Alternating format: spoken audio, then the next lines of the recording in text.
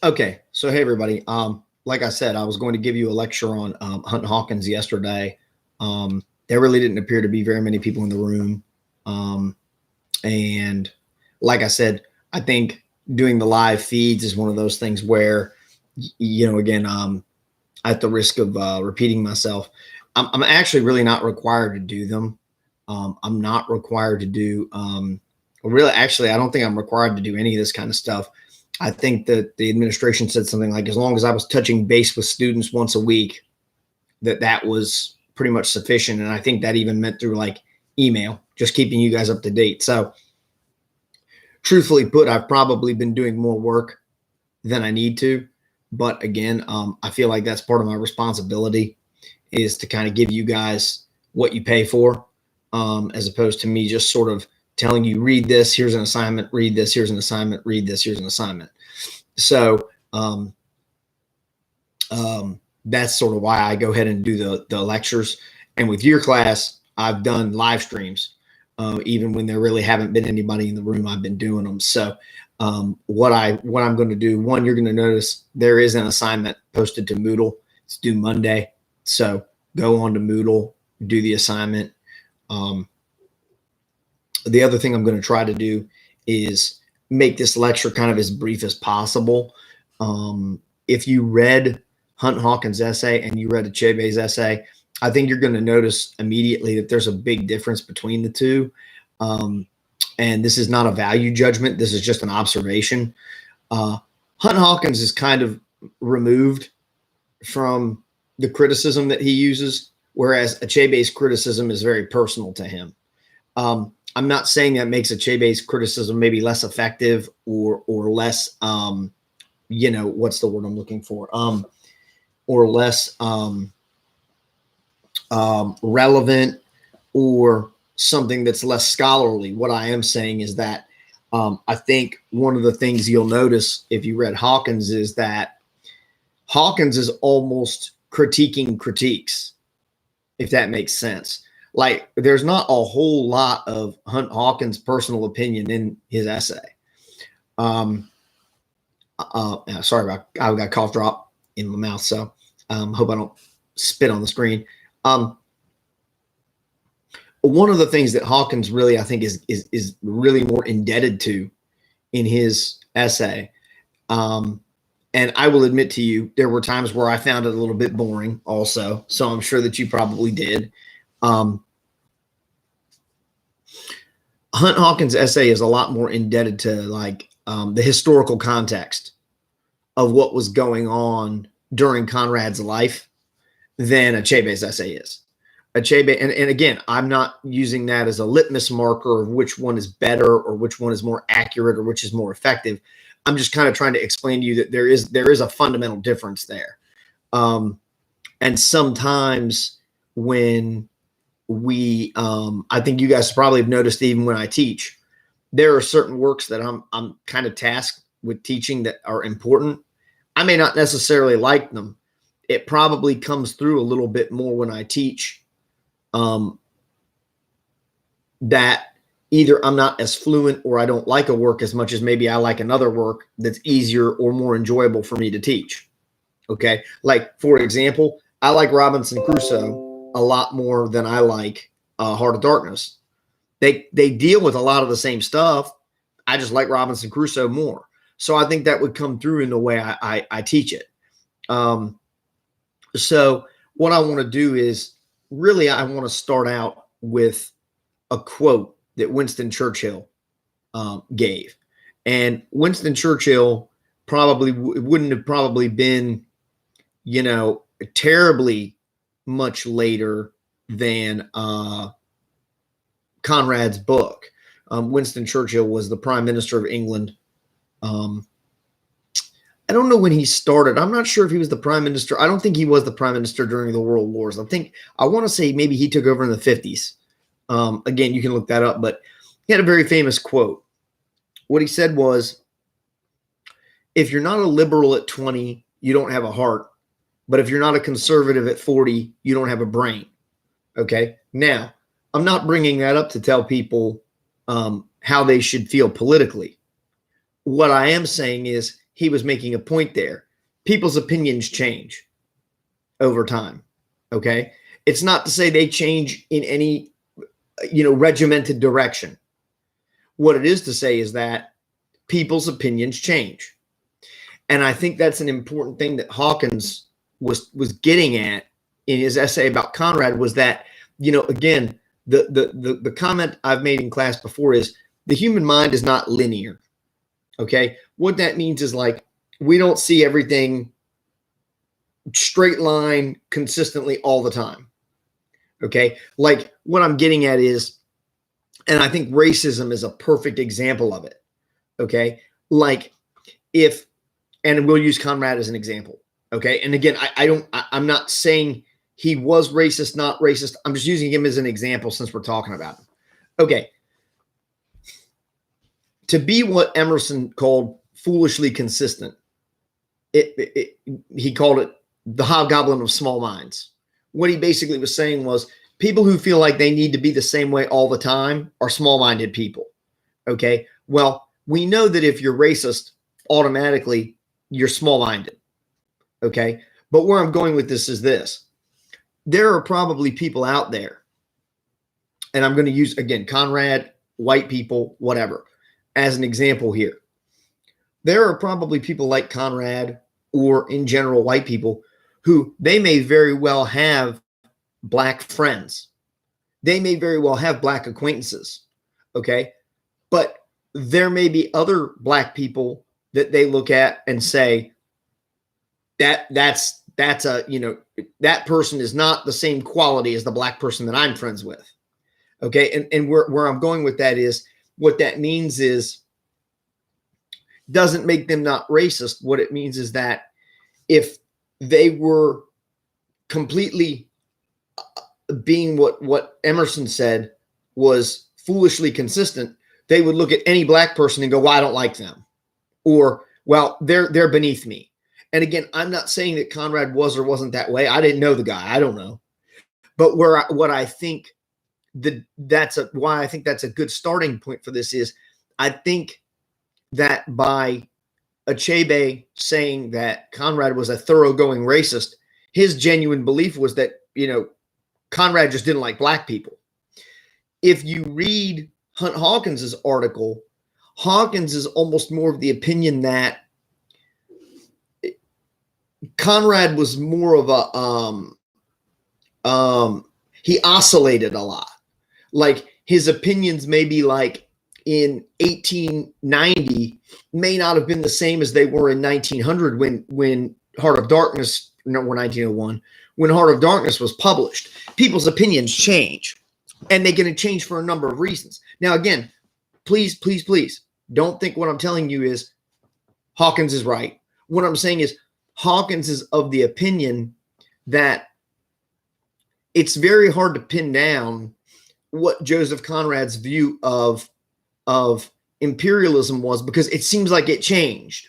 Or, here's the caveat, and I think this is the thing that I've asked you to write about in your essay that's on Moodle. His view of imperialism was situational, meaning that maybe in Conrad's mind, there were times where it was okay to be in favor of imperialism, but there were other times where it wasn't good. And here's what I intuit Hawkins' argument to be. Okay, for one thing, Joseph Conrad was Polish, so he knew what it was like to be a member of a group that was sort of disenfranchised. I mean, let's be honest, like, they're not as prevalent today as they used to be, but there used to be so many jokes about Polacks. Okay, that's the slang term. Pole is really what a Polish person is called. There used to be so many jokes about Polacks and about how stupid they were. That was the stereotype about Polish people being stupid. I mean, I remember hearing a joke one time. I want to say it was Rodney Dangerfield who said it, but I saw it on TV where he said, hey, did you ever hear about the gay Polak? He liked women. Okay. Well, the joke is that, he was so stupid that even though he was gay, he liked women. Okay. I mean, I'm just giving you an example of a joke made about Polish people. So Hawkins would aver that, Conrad was already writing from a position of what he believed to be understanding what it was like to be not only a member of a group that had been colonized, but also a group that had been kind of subjugated or kind of made sport of. And I think Hawkins is saying, that when Conrad looked at imperialism, there may have been times where he looked at it and said, it's not that bad. But there may have been other times he looked at it and said, yeah, this shouldn't be. Now, here's probably where I think Achebe's gripe would come in with that argument. And again, if I still had that letter that Achebe wrote to Hunt Hawkins, it may have even said something about this. I just don't remember. I mean, it was 15 years ago when I read it. I just don't remember. That what Hawkins seems to be saying is Conrad's critique, Heart of Darkness is Conrad's critique of imperialism specific to the Congo, because he did not like the way that the French had colonized and imperialized the Congo. Okay. However, I think Achebe's gripe would have been looking at the reason for it. And I think what Achebe was saying was, if you read Hunt Hawkins' whole article, basically the problem, it seems like Conrad had with the imperialization of the Congo was more political / how it was done than it was the fact that it was done at all, and that it basically served to dehumanize or further subjugate an entire race of people. Because what I think Hawkins is saying in his article is that he disliked the way the French were imperializing the Congo because he felt like it wasn't really very systematic. And I even put a quote, like I told you, I have a page of notes and I read this stuff along with you guys. You can see my crummy handwriting like you do on the chalkboard in class. Okay. What Hawkins actually says is Conrad justifies the type of imperialism on the grounds that it is efficient. And what he basically said was that the way the Congo was colonized was not efficient. It wasn't done well. There were a lot of big plans laid out for it. And all of that stuff is described. It's almost metaphorical when when Marlowe arrives at the station there. What he basically says he sees is like a building that had, been halfway under construction and clearly somebody had stopped doing it. There was like a railway that had been started and people had stopped doing it. And what we come to find out reading Hawkins' article is that basically that's the way the French treated the Congo. So it's almost like what Achebe said in his article about Hawkins, or I'm sorry, about Conrad, was that he was very big on things being in their place. Well, like my room, I'm looking around my room. My room is not the neatest thing around. Things really probably are not in the place they ought to be in. Like I have a hamper full of clean clothes. I haven't put them away. Okay. If everything was in its proper place, I would put it in the drawer. Okay. Again, it's sort of like when you do your dishes and your dishes are clean and you unload your dishwasher, chances are you have cabinets and stuff that you put your glasses and your plates in. That's when they're in their proper place. If you just leave everything in the dishwasher, even if it's clean, and you take it out and when you eat and you eat off that stuff, and then you put a dish in the sink, and you leave it there until you used all the clean dishes out of the dishwasher and your sink is stacked up full of dishes, you're not putting everything in its proper place.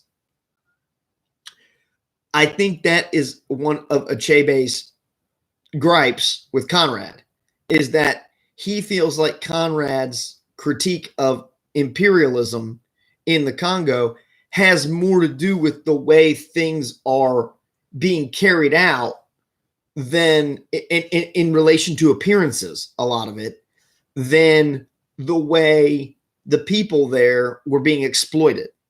Okay. Like I even have down here in my notes.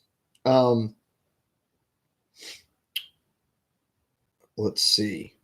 Yeah. That again, that idea of people's opinions changing over time. Okay. Well, when Marlowe first arrives at the station and he sees the manager, what he basically says about him, and he's English, what he basically says about the guy is that the guy's suit is, you know, I don't want to say it's a suit, but his shirt is pressed, his tie is tied perfectly, you know, he looks the part. And originally Marlowe is really impressed by that.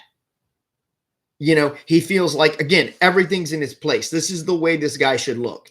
It's sort of like if I came to class and I was teaching you guys in, you know, the wife beater style tank top with my tattoos showing, wearing a pair of, you know, blue jeans and, you know, my Timberland boots unlaced, you guys would, you might not necessarily bother you, but you also would probably say, it doesn't really look very professional, which it wouldn't, which is why I don't do that. Okay. But here's my point.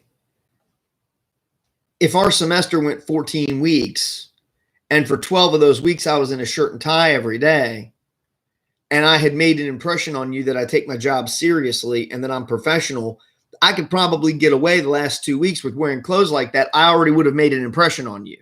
You would go, well, you know, maybe he's just tired of wearing a shirt and tie. Maybe he doesn't have any clean shirts and ties. Maybe, you know, maybe he's just too lazy today. Didn't want to wear the shirt and tie. Well, but at the end of the book, Marlowe comes across the same manager again, and he actually ends up being disgusted by this guy because what he basically ends up thinking of him is he's just a glorified bean counter. He doesn't really care anything about what's going on. He's almost just like an accountant. He's a bean counter. That's what they call accountants. Okay. He's only there just to do that job. And when Marlowe goes out and he sees what's actually going on out in the Congo, out where the action is, so to speak, and he returns back to the safety and the organization and everything being in its right place in the station. Basically what Hawkins writes, and I'm not sure he quoted it in the book, but that Marlowe's actually disgusted when he returns back there and sees the guy in his pressed shirt and tie. Whereas at first he was impressed by it. So it's almost that idea again of like, well, everything appears to be in its place, but what's the meaning of it? You know, again, one of the things here was that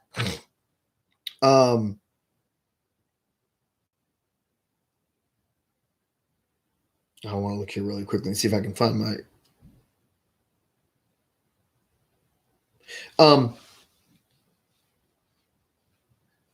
again, kind of like a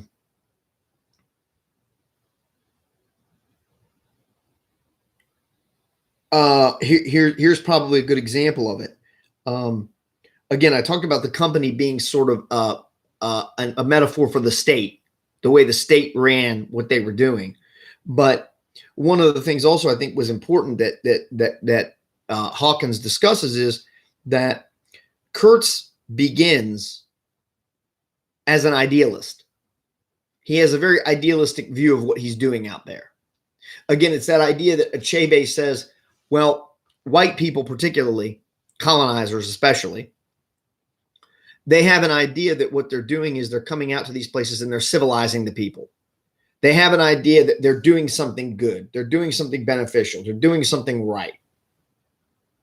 Okay. And they don't stop to think that maybe those people don't want that. Maybe they're perfectly happy. You know, I had a student use a great analogy with me once. They said, you know, most people who come from an affluent culture and they go into one that isn't, if they have a silver tankard, okay, a tankard is like a mug. If they have a silver tankard that they can drink from, and they see a native person using their hands to drink from a spring,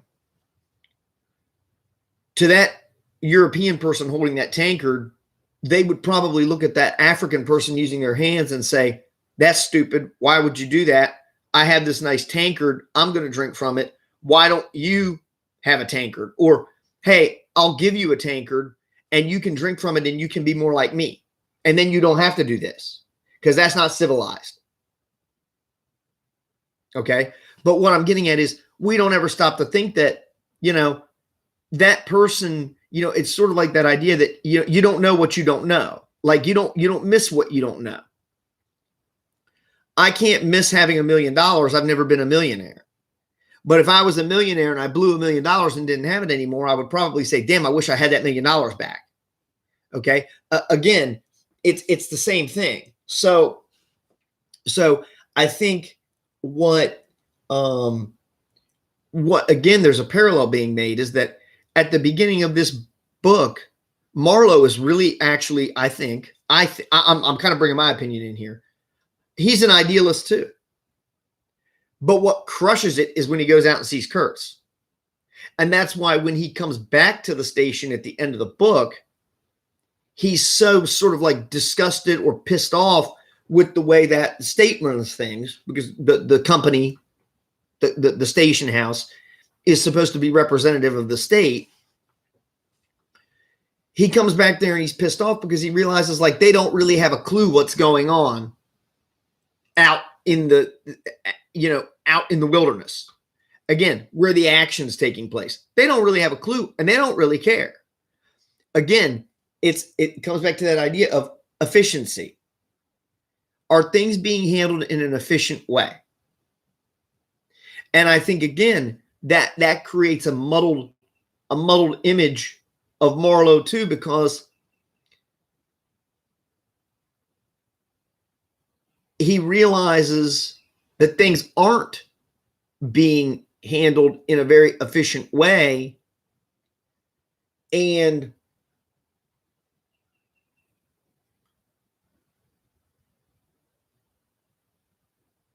judging on Hawkins' article, which says that there were other times where Marlowe where Conrad was sort of okay with imperialism. I think for Achebe, what becomes the issue again is, well, if everything has to fit in its place and everything comes down to efficiency or the ideology of imperialism, then you can't really pick and choose a good form and a bad form. You almost have to be for it or against it, which is what the point I was making of earlier about being racist. You can't selectively be a racist or not one. You either are or you aren't. It's kind of like being pregnant. You're either pregnant or you're not. You can't selectively choose, well, that black person's okay, this one's not. Because unless, again, now let me back up.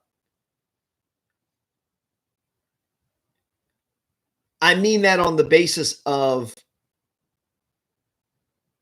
not necessarily having any dealings with the person. Like what I mean is, let's say, for example, you were friends with, if you're a white guy and you're friends with a black person, and then you meet another black person and let's say you played cards with them and they cheated you out of your money. You might have a reason to not like that black person. That would be different. But what he's saying is Conrad really didn't have any black friends, which I'm sure he didn't. So what would make colonizing one place of, and I think Achebe is making an argument for subjugated people, specifically Africans, but subjugated people. Well, what makes it okay to do that in one place, but you can look at another and go, that's not acceptable.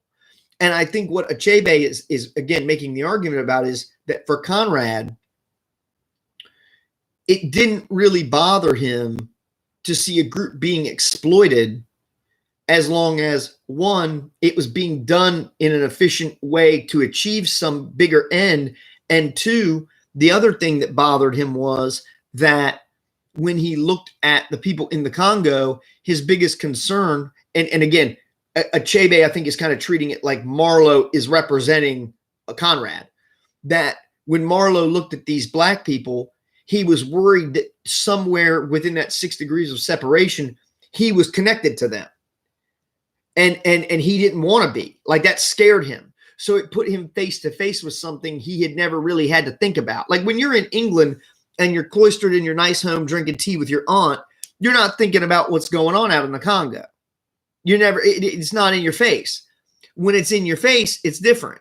And that's, again, the idea that I was making in the last lecture, which is when you go into a place where you have power over people, are you going to be judicious with it? Are you going to be fair to people you meet? Are you going to uphold a high moral fiber? Or are you going to crumble and basically just do what you want to do because you know you can get away with it?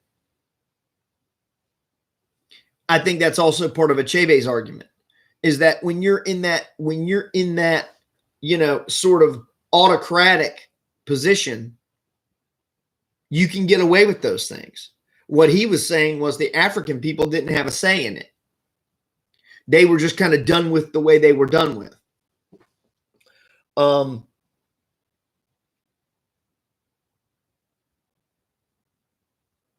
Sorry, my handwriting is so bad. One of the things that, again, I am not fluent enough in the era to know about Conrad.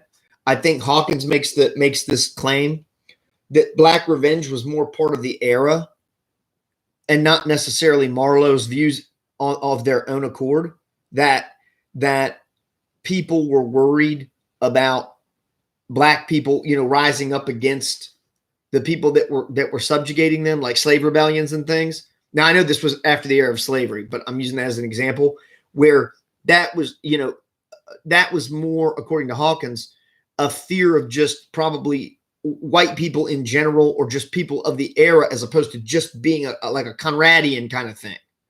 Again, I don't know. I'm just trying to go through this. I'm going to make this is not going to go over 50 minutes if I have my way.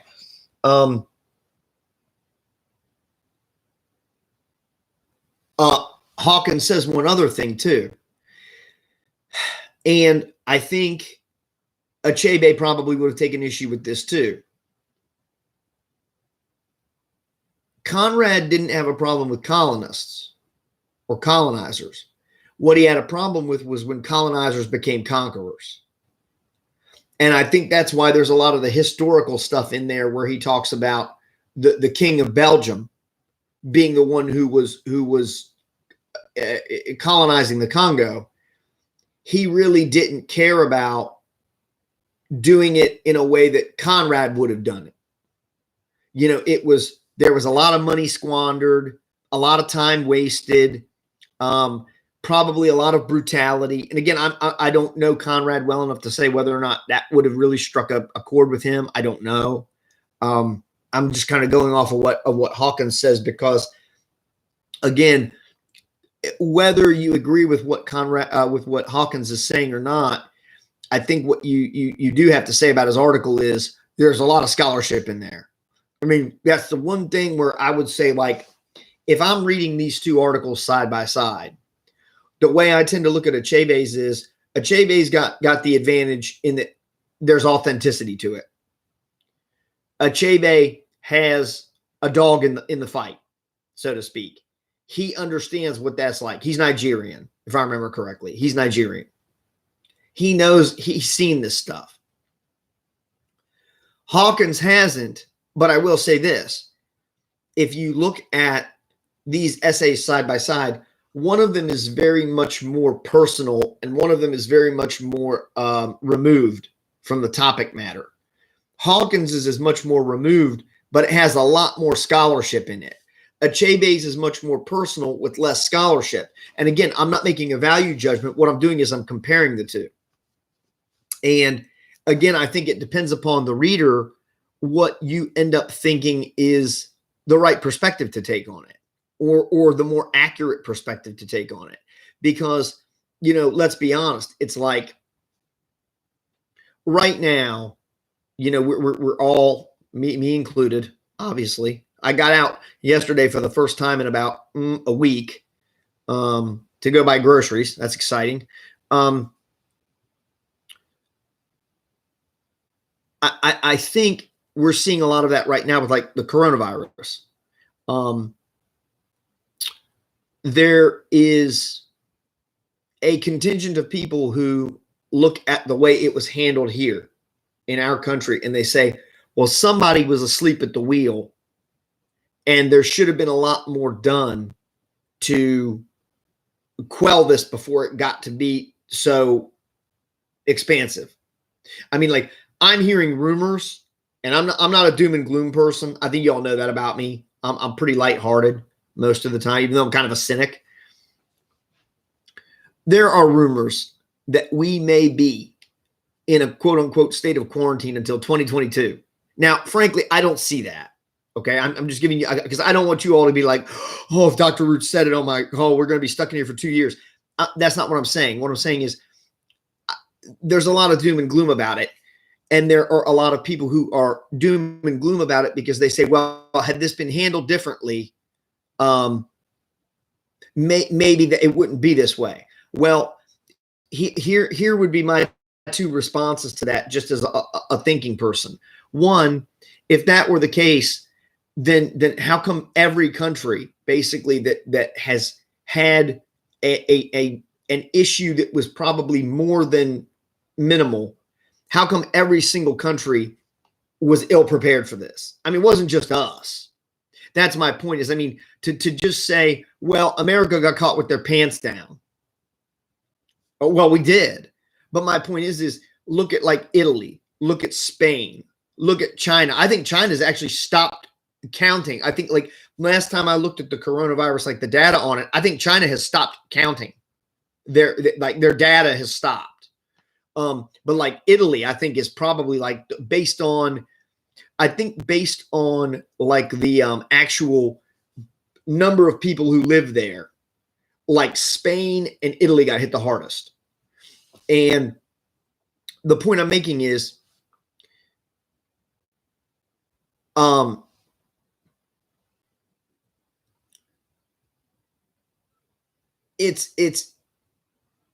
it's very easy to kind of look back and say, well, okay, our government, if they had done this, this wouldn't have been a problem. We wouldn't be in this boat. Well, like the old saying goes, if a frog had wings, it wouldn't bump its ass on the ground every time it jumped either.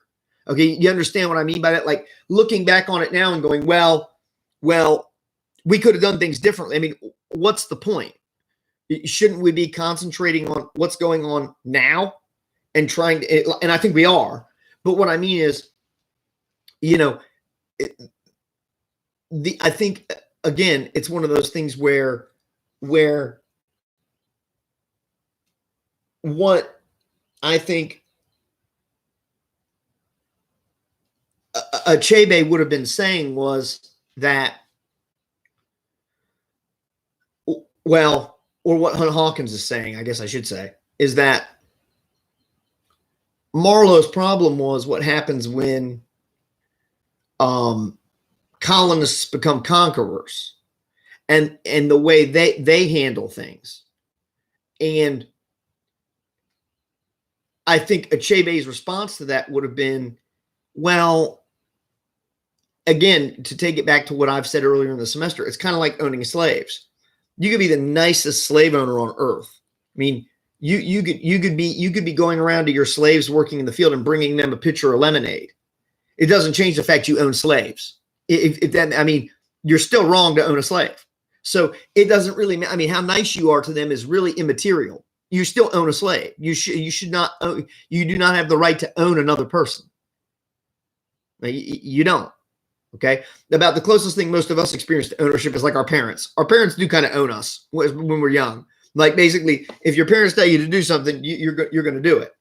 I guess another example would be like the military. You know, if you have a drill sergeant and you're a private and they tell you what to do, you are going to do it. I mean, again, it's just the way it is. Well,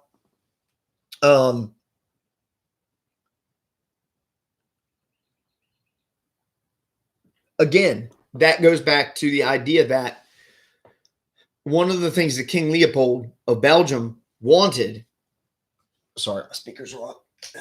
One of the things King Leopold wanted, he didn't really want there to be an economy in the Congo. He just wanted forced labor. He didn't really care. Like most countries, what they wanted, at least according to Hawkins' article, they wanted to try to set up an economy in countries so that, they could teach. Money is a very civilizing factor in some ways. Now we know a lot of people who have a lot of money are corrupt people. But what I mean is it's a civilizing factor because it's something to build around. If you build your country around an economy, everybody's kind of got to be in step with that economy. You understand what I mean? It's sort of like if I go down to Dollar General and I have a £5 note from England and I try to spend it, they're not going to take it there. We take dollars in our country. You understand what I mean? So it's a way of centralizing things. And I think that's, again, an issue where, coming back to Conrad's particular temperament, everything has to have its place. And one way that would have been very easy, I think Hawkins is saying for Conrad to look at the Congo and go, okay, everything would be in its place, would be if King Leopold had said, let's set up an economy here. But he didn't want to do that. He just wanted to have slave labor. Well, that's not a way to, that's not something to build a country around. It's just not. Particularly when you think about things like uprisings, or again, just think about sooner or later. I mean, especially if you don't treat slave labor well, which was typically the case. I mean, what's going to happen when all your slaves die, or when you work them to the point where they're just exhausted and they can't do anything? It's not stable. That's the point I'm making. It's not stable. It's not. To Conrad, I think that would have been illogical. And again, I'm not defending him. I mean, he could be the biggest racist on earth. I don't know. I don't know enough about the guy. But what I'm saying is, I think to him, though, that's illogical. That's not putting everything in its place. Again, I have another note. Conrad did not think forced work was philanthropic. I don't know how much of a philanthropist Conrad was in his real life. I don't know anything about him. All philanthropy means is that you're basically generous with what you have. Okay. Like philanthropic organizations or things like the Salvation Army, the Red Cross, to varying levels. I mean, they all have different, like March of Dimes. What's the hospital for the kids with cancer? That's not March of Dimes. That's my brain. I'm getting too old, guys. I know because I've given St. Jude. I've given them money. Those are philanthropic groups. You understand what I mean? Like, what I'm saying is they don't. The Red Cross does take a percentage of the money they get. I don't think the other ones do, but they take the money they get from donors and things, and they don't take that and go spend it on their own, on their own wares. They use it for what they're doing, which is like in St. Jude's case, helping children that have cancer either beat the cancer, or if they're in a terminal state, making them as comfortable as they can be. Those are philanthropic groups. And at least according to Hawkins, Conrad at least had enough sense to know that slave labor is not philanthropic. And I think maybe for Conrad, again, now, maybe that comes back to a selfish thing, which again is that, you're not going to gain any goodwill from people you're enslaving. Like later on, when you go to have a government there, you're not going to get goodwill from them. I mean, South Africa is a great example. I mean, when they finally ended apartheid, I mean, what did the people, the Dutch were the ones that owned South Africa. What did they think was going to happen when they ended apartheid? That the people who had suffered under it were gonna get on their knees, thank them, and not be upset. I mean, how you guys? I know at least you know the name Nelson Mandela. I mean, Nelson Mandela, he did like 30 years in prison for nothing. I mean, you guy did nothing wrong, and he had a much better attitude about it than most people. He felt like, hey, this was all supposed to happen so that we could end up here. And that's why people to this day look at Nelson Mandela and they're like, that dude was unreal. Like Nelson Mandela's attitude toward life, if we could all have it, this world would be so much better of a place. But anyway, I'm grandstanding. But again, there's the idea of, and I think another thing that probably would have crossed Achebe's mind if he was historically educated, which again, I don't know that he was, because his essay's not about that. What I mean is, if he knew about the history of things, maybe he also would have believed that one of the reasons why Conrad chose to attack or chose to talk about the Congo was because the English and the French, and Belgium is basically France. I mean, it's, they're one and the same. I mean, they share a border. Achebe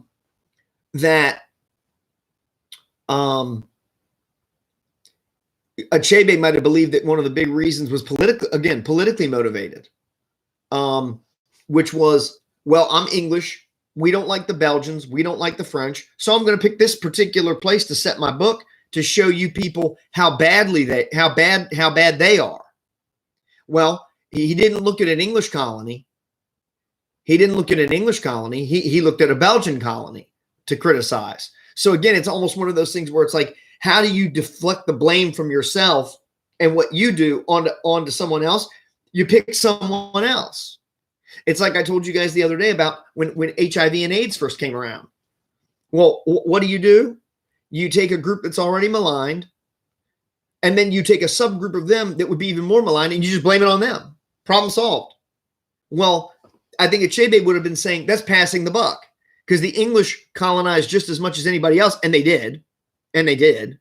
So again, there may have been a political motivation for why he wrote about the Congo, not a philanthropic one. You understand what I mean? Not like him writing about the Congo to say, well, boy, we really ought to pity the way people were treated in the Congo because it wasn't right.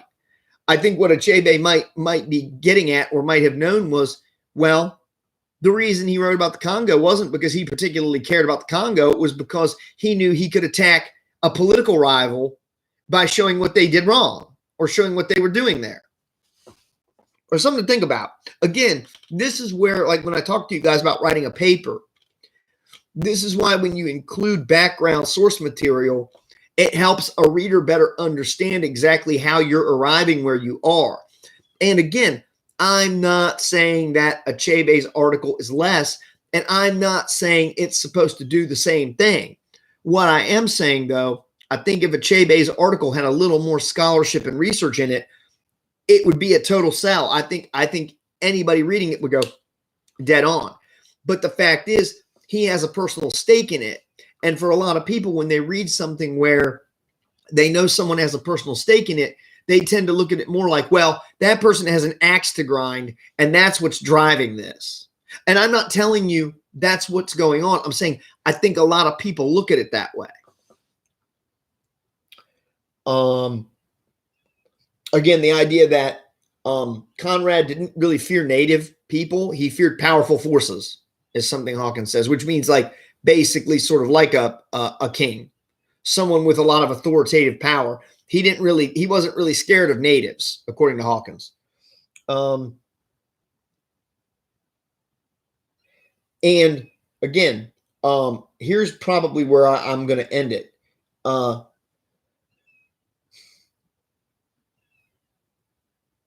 The main, and this is actually written in Hawkins's article, and I would argue that it may even be the thesis. It's just deep in the article. That Conrad's main underlying criticism of imperialism is that it destroys native cultures. That's what Hawkins believes. Now, is that true? I don't know, because again, Hawkins is using a lot of source material. He's looking at letters that Conrad wrote, and that's one thing also for you guys out there who are going to end up doing this maybe professionally, like I do, like being a scholar. One of the things that you're going to learn is if you can find personal correspondence that an author has used, that stuff is gold, because anybody can assume a persona in a book. But when you're writing a letter to somebody, almost universally, that's your true colors. Because especially if you're writing like a friend, why would you lie? Wouldn't make any sense. So that's why, like, there are things in there where Hawkins has actually taken letters, correspondence from Marlowe and put it in there. I'm sorry, from Conrad and put it in there. So again, like, I don't know enough about Conrad. And that's the one thing I want to make sure I stress, because I'm getting ready to end here. I'm amazed I got 46 minutes out of this. I don't know enough about Conrad to say whether he was, as Achebe called him, a thoroughgoing racist, or a more sort of, what's the word I want to use? A more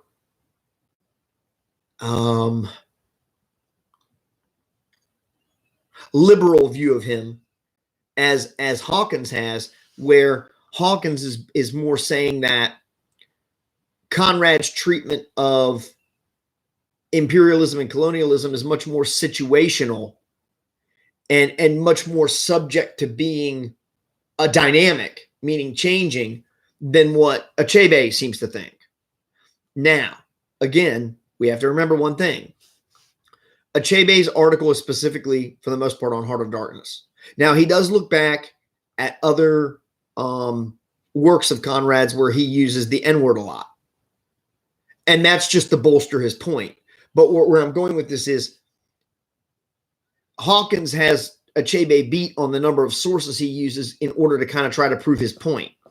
And I think what he's saying is that Conrad maybe didn't have an issue with imperialism on the grounds of the fact that you're basically going in, you're taking someone else's land, you're taking someone else's stuff, and, you know, that's sort of what it's based on. I think what Achebe was saying was, well, let me go back. What Hawkins was saying was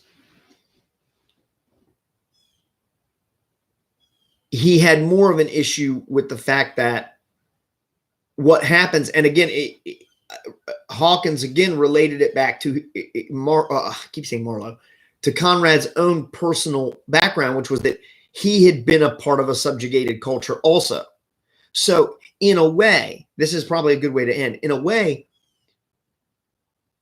Marlowe and I keep saying Marlowe, Conrad and Achebe, in that way, if that's true, and I'm just going off of what Hawkins wrote, in a way they're kind of parallel, because while Conrad doesn't necessarily seem to have, according to Hawkins, an issue with colonizing or imperializing, what he does have an issue with is when it takes away a culture's sort of native traits.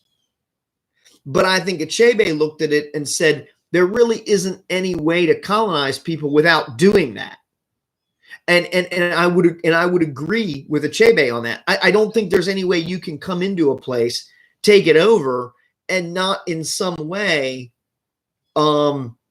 jeopardize the status of the native people that live there. I just don't think it's possible.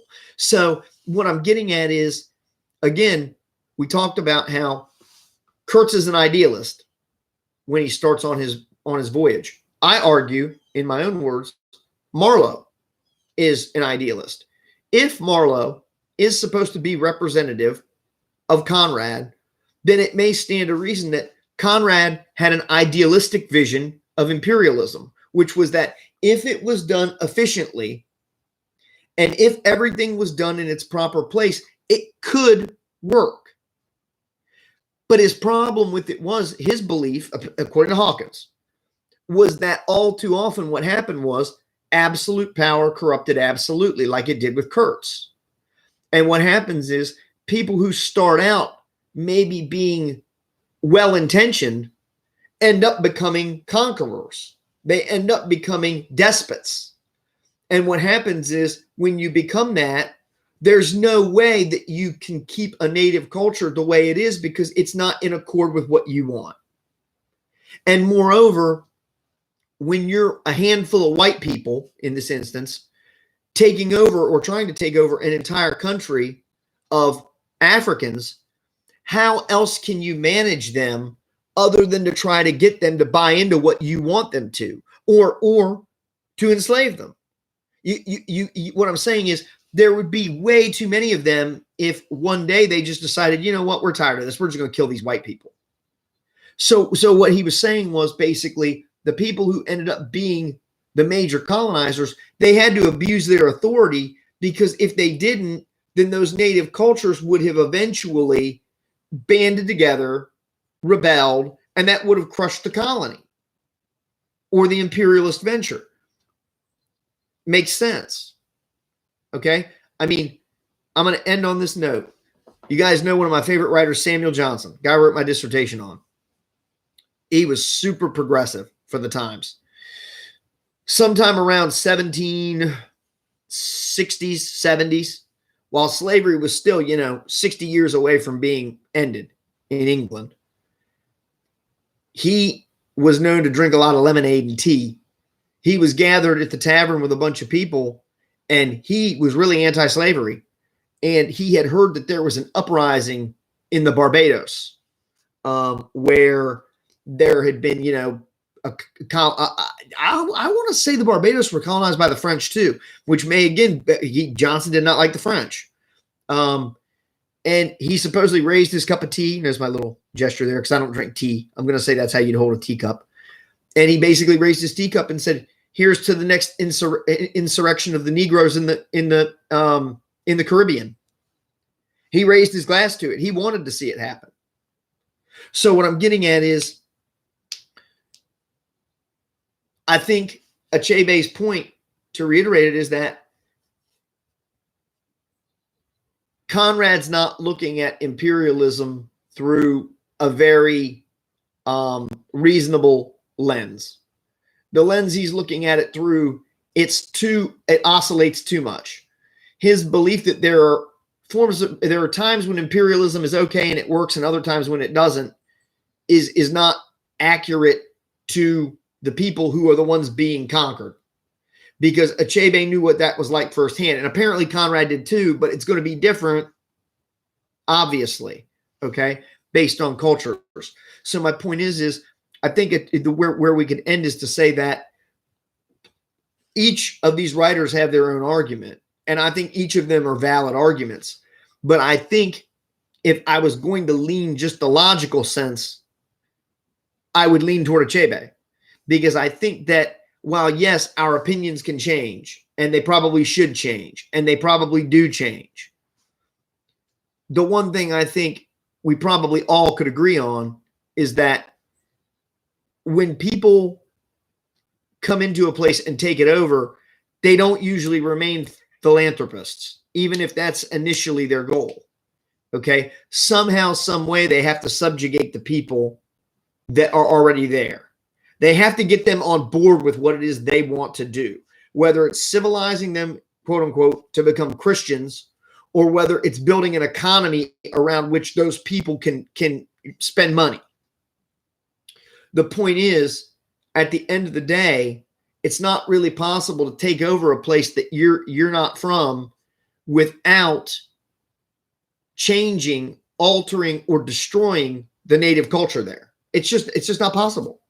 And I think that's where Achebe, for me, I think I lean more on that. I think that rationale than I would on what Hawkins is saying, because although I'm sure, we're all dynamic people. We all, again, one day I wake up and my back hurts. The next day I wake up and my back is fine. Every day is different. I'm sure that that Conrad probably did have different views of colonization in different places. But the point of the matter is it's just not realistic to think that you can make exceptions for when it's okay and when it's not. So that's where I would stop. I hope you guys got something from this. Do the assignment that's on Moodle. It's due Monday before class time.